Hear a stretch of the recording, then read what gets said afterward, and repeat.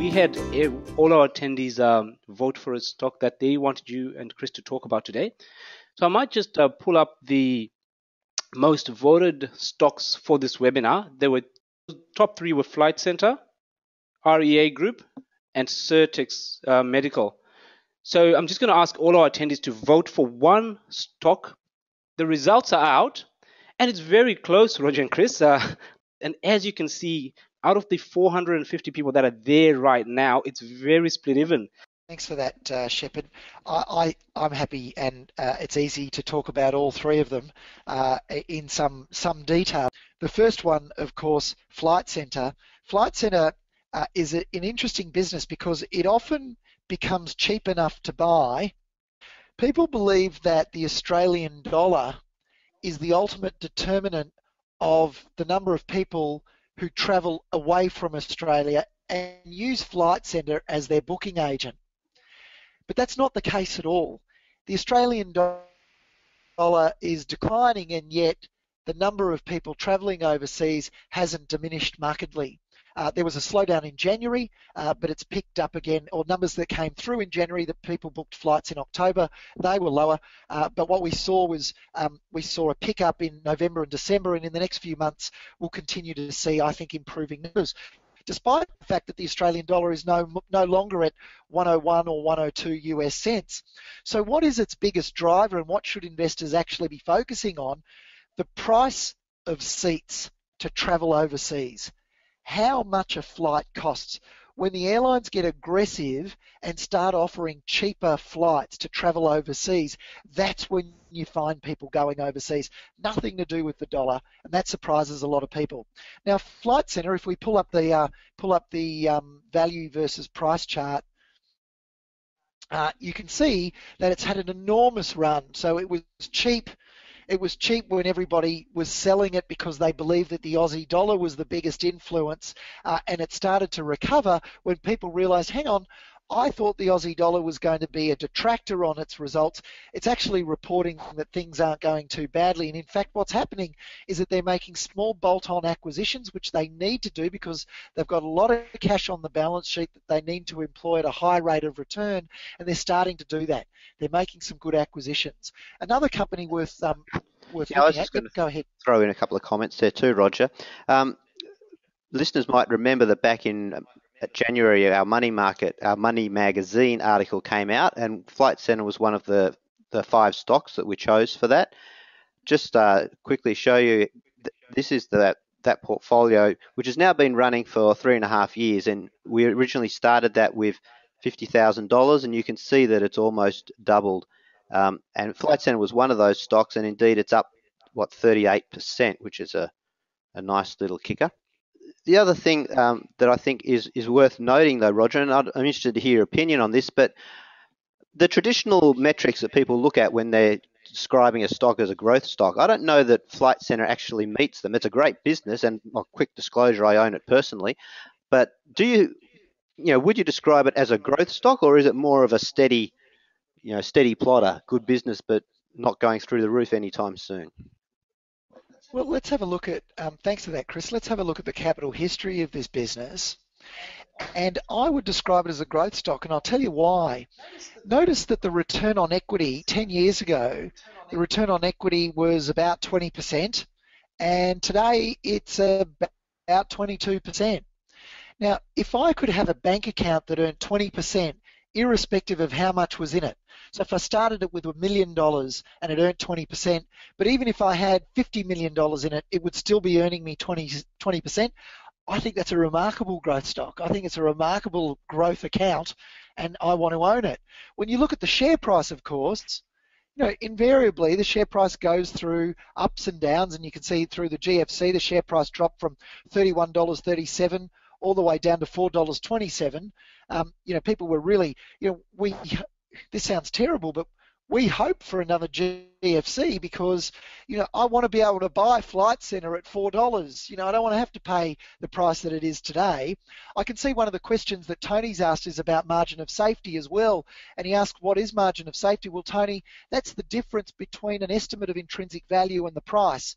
So if the price is much lower than intrinsic value, you can see that here, then there's a large margin of safety. Right now, there's still a margin of safety, but it's much smaller. So short answer, Chris, I think that's a growth stock. So very quickly turning to Sirtex. Sirtex is a business that we own in the Montgomery Fund and the Montgomery Private Fund, and it's a business that I believe has very bright prospects. What does the business actually do? The business produces a medical device that is inserted into the body directly through the leg, and they're irradiated spheres that are a fraction of the width of a human hair, and they're irradiated, and they go directly into any tumours in the liver, and they deal with the tumours in the liver. That's the simplest way I can describe what they do. What happened recently was the results of a trial that the company has been running. It's the largest trial of its kind, came out, and the company had really attempted to move from what's called the salvage setting. And what I mean by that, and it's an unfortunate term, but what it means when all other cancer treatments on a patient have been attempted and nothing else works, and the patient is in a stage of terminal decline, then what's happened is some oncologists, an increasing number of oncologists have been using Sirspheres to prolong the life of those patients. And in fact, Sirtex has enjoyed, as a result of that adoption, Sirtex has enjoyed 44 consecutive quarters of dosage sales growth.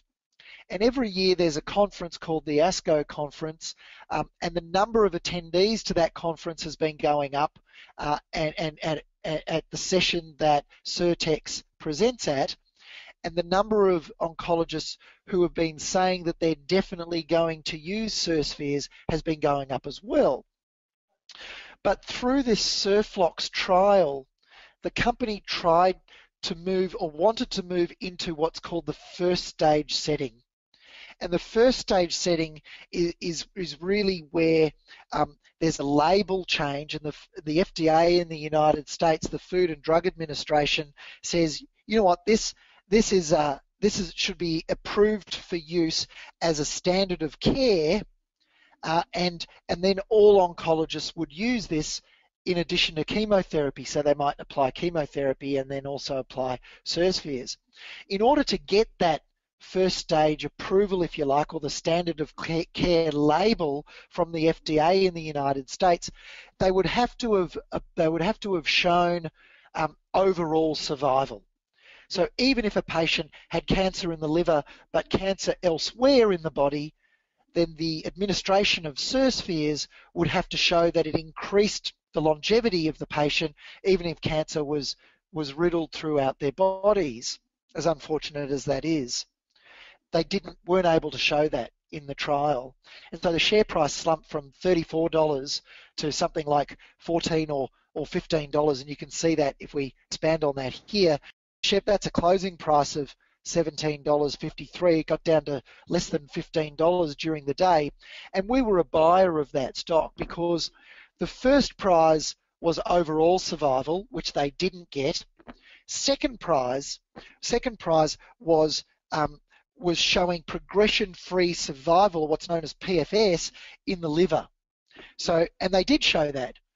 But it wasn't until the ASCO conference last week or the week before where they were able to show whether that was statistically significant. But how significant was it? Was it patients survived a day extra if they only had cancer in the liver?